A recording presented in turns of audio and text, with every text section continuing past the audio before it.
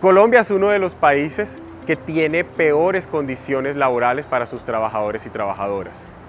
Esto lo podemos ver en algunos datos que vamos a presentar a continuación. El primero que debemos tratar tiene que ver con cómo estamos en términos de salarios, ¿no?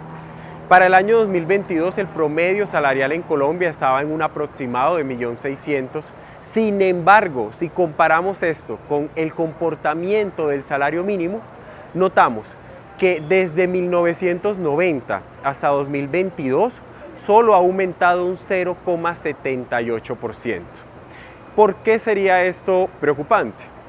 Porque el salario mínimo en Colombia no está dando cuenta de un aumento que mejore la calidad de vida de sus ciudadanos y ciudadanas. A su vez, este aumento del salario mínimo desde 1990 también está cercano al comportamiento de la inflación. ¿Esto qué quiere decir? A la par que está creciendo la inflación en Colombia, se aumenta el salario mínimo. Si la inflación disminuye, no es que vaya a disminuir el salario mínimo, pero sí entonces se mantiene el aumento de manera más baja.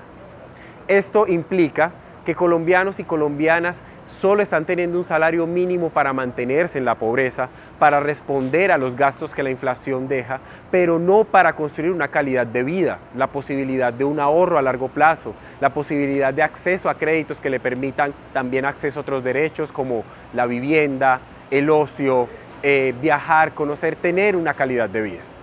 Otro asunto importante a tratar tiene que ver con el mantenimiento de la tasa de informalidad. Colombia, de cada 10 trabajadores, entre 5 y 6 son informales. Y esto es una cifra que se ha mantenido desde hace 20 años. ¿Por qué sería preocupante esto? Porque estos trabajadores informales no tienen afiliación a regímenes de seguridad social en salud, pensión, riesgos laborales. Básicamente, entre 5 y 6 de cada 10 trabajadores no tienen certeza de llegar a su pensión. Si sufren un accidente en el trabajo, no van a tener manera de tener una atención médica al respecto, de retirarse de trabajar, de tener la posibilidad de una calidad de vida asociada al trabajo. Por otro lado, encontramos una suerte de mantenimiento en la precarización de un fenómeno que tiene que ver con la estabilidad en el empleo. Los colombianos no tienen la certeza cada diciembre de que se les va a renovar el contrato. Cada que terminen un ciclo de contrato, no tienen la posibilidad de pensar qué viene después. A su vez, en algunos sectores, como sector público, más del 60% de sus trabajadores, dependiendo de los entes, se concentran en contratos a prestación de servicios, ¿no? Sabiendo esto que eso es un contrato comercial, no directamente un contrato laboral, que además precariza la vida de las y los colombianos. Así, en Colombia lo que concentramos es condiciones de precarización en temas como que se mantiene la pobreza a través del salario mínimo. Por otro lado, no tenemos una afiliación masiva, ni siquiera amplia, en salud, pensión, riesgos laborales para ciudadanos y ciudadanas en Colombia. Y por último, no estamos generando estabilidad en el empleo. La reforma laboral busca, en materia de mejorar la igualdad en Colombia, mejorar aspectos, por ejemplo, con el indicador de Gini. El Gini, en la última medición, alcanzamos el 52,8%. El Gini, a través de estos últimos 20 años, siempre ha oscilado entre 50 y 58, y no hemos logrado como país avanzar en esta materia.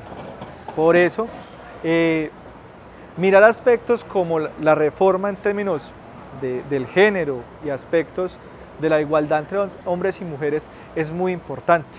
Como dato, por ejemplo, en el caso del trabajo no remunerado en las mujeres, hoy ellas están ocupando alrededor de 8 horas de trabajo no pago, mientras que ocupan alrededor de 7,5 en horas laborales pagas. Al contrario, con los hombres, encontramos que estos trabajan alrededor en promedio 9 horas diarias, mientras que solo en las labores del cuidado se ocupan alrededor de 3,5 horas. Este panorama, cuando lo miramos en materia de la negociación colectiva y de los derechos colectivos, sí que se vuelven también dramáticos. En materia de los acuerdos colectivos, hoy las cifras son dramáticas. Solo mirando el acumulado 2010-2011, los contratos sindicales alcanzaron más de 20.420 casos. Cifra dramática si miramos que eso es una forma de tercerización ilegal hoy en Colombia. Los pactos colectivos en los últimos 10 años han aumentado en más de 1.000 casos, pasando de 1.700 casos a 2.700 casos los pactos colectivos que, de acuerdo a los diagnósticos que ha hecho la Escuela Nacional Sindical y otros actores del mundo del trabajo, son formas de colocarle pisos y techo a la negociación colectiva y también son formas de desestimular la negociación colectiva en Colombia. Y ni hablar de la negociación colectiva en Colombia, que también en este mismo tramo de los últimos 10 años solo ha alcanzado alrededor de 4.200 casos de procesos de negociación colectiva.